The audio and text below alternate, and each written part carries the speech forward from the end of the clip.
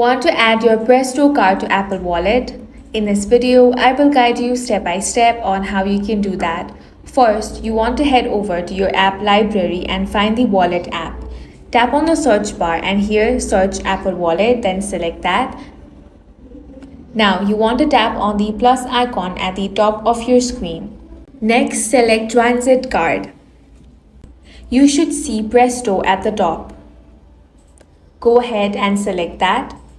If not, you can use the search bar as well. Once you have found it, select it. Now tap on Continue. Now select the amount first. After that, tap on the Add option. Now select your payment method. Tap on Add Payment Method.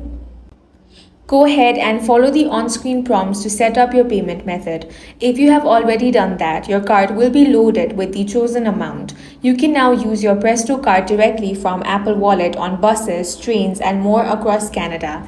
That's all for this video. If you found it useful, make sure to hit the like button and subscribe for more videos like this.